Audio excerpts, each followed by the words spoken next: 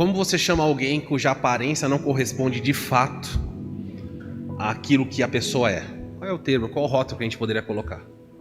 Uma pessoa que tem uma aparência, mas de fato não é aquilo. Hipócrita é alguém que tem máscaras, né? Fica trocando. No mundo antigo, o hipócrita era um artista. Um artista é um símbolo disso. O pessoal faz novela, já viu a facilidade do filme? A pessoa de repente chora, de repente ri. Você fala, nossa, que pessoa hábil. Ela grita, de repente ela está centrada. É alguém que troca rapidamente as máscaras. E há pessoas na igreja que são verdadeiros artistas. Quando vem domingo para a igreja, tem uma parte do guarda-roupa de santidade. Já abre e fala, essa é a roupa do Senhor, consagrada. Ela fica até separada do resto. Essa é a do Senhor. Tem um linguajar próprio para vir na igreja ou não? Qual é um linguajar muito comum? A graça e a paz, não é? Graça e paz, irmão. A pessoa está em pó. Graça e paz. Olha, Deus está chegando. Linguajar. Forma de lidar. Cuidado com as máscaras. Aí quando chega no trabalho, na semana, durante a semana, a máscara de domingo, a roupa é pendurada e começa a semana. E aí quando chega no domingo, Deus fala, eu não tenho achado íntegras as suas obras. E a repreensão vem. Cuidado, porque essa é a lição dessa igreja. O que nós vamos ver ao longo dessas semanas? 3 lições sobre como Deus vê a hipocrisia em nossa conduta.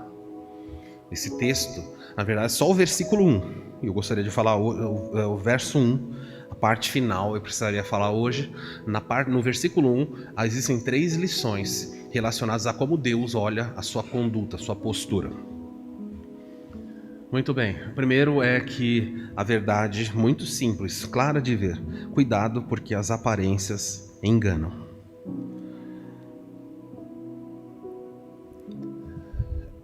Talvez você olhe para essa igreja ou para outras igrejas e nós gostamos de rotular as igrejas.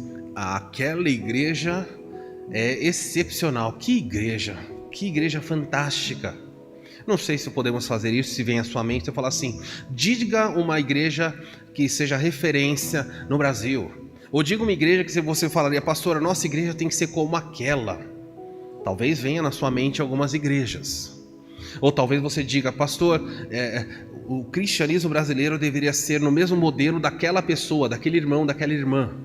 Se os crentes daqui fossem crentes como aquela irmã, como aquele irmão, e aí nós começamos a rotular prêmios, dizer essas pessoas são excepcionais.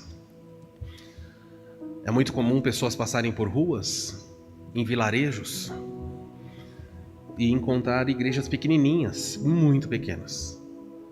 5, 6 cadeiras lá dentro, alguém de terno e gravata. Normalmente são igrejas pentecostais que começam assim, bem pequenininhas. E as pessoas passam e falam assim, nossa, como é que esse trabalho existe? Pode ser que Deus esteja ali e não esteja na catedral. Pode ser que o Senhor esteja ali sendo glorificado e numa igreja gigantesca, com todo o conforto, com toda a estrutura, o Senhor não esteja ali. Sardes era tido como a melhor das igrejas. As demais igrejas olhavam e falavam assim, quando eu crescer eu quero ser como Sardes. Por quê? Eles são ricos. Olha que estrutura.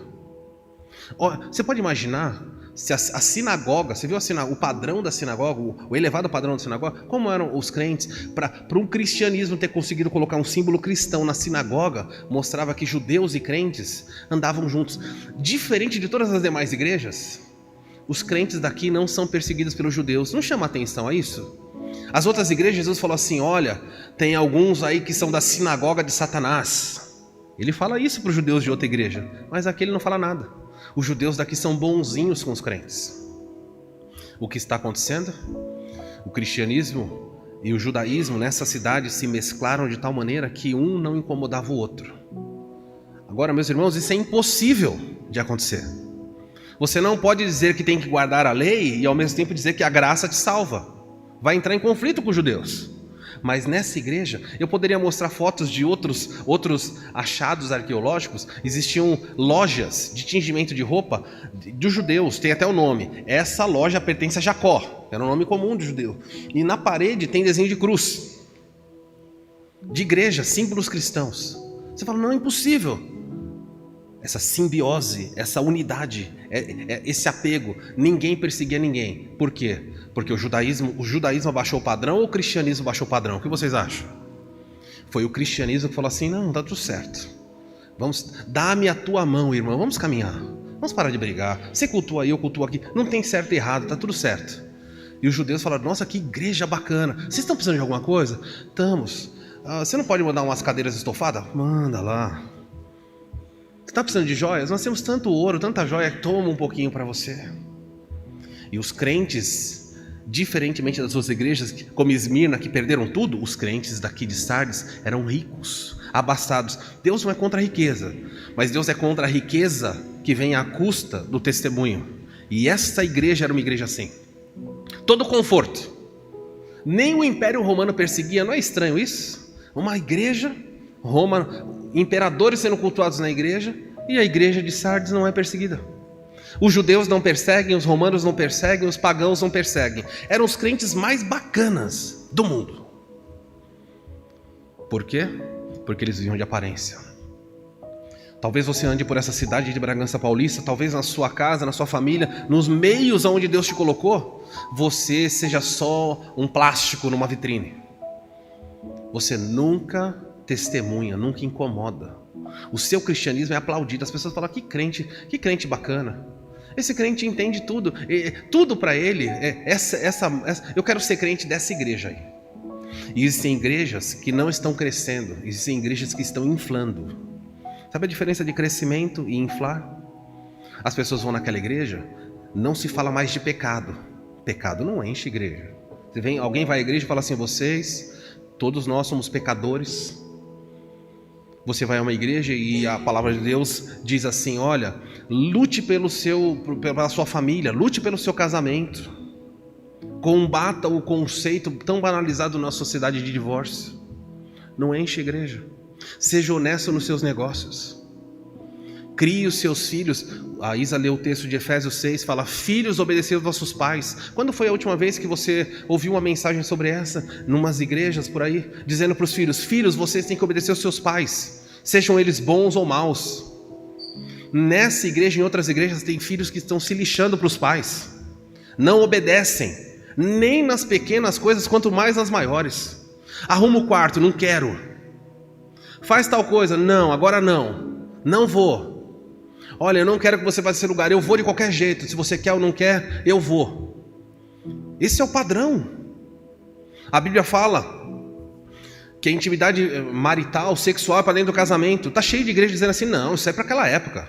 Hoje, para quê? Você tem que experimentar a vida. E essas igrejas estão inflando. Estão inflando. E quando você vê uma igreja cheia, lotada, não quer dizer que igreja grande é pecadora, hein? Igreja pequena também é, só estou dando um exemplo. Pode ser que você veja uma igreja muito cheia e ela tem fama de estar viva, mas está morta. E pode ser que você veja uma igreja vazia também, que está morta. Então o fato aqui não é a quantidade, se é pouco ou se é muito, mas é a qualidade do crente que está dentro da igreja. Eu não sei como você se classifica. Que nota você daria ao seu cristianismo quando as pessoas olham para você? Elas olham para você e diriam que você é um crente bom, fiel, forte?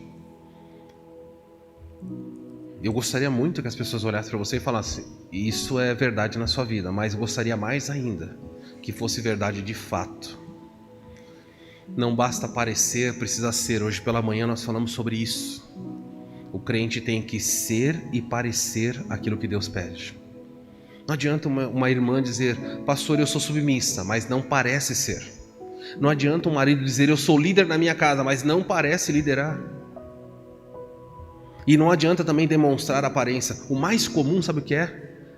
Ao longo dos meus anos ministeriais, é ver maridos que dizem: eu sou o líder em casa, mas não são.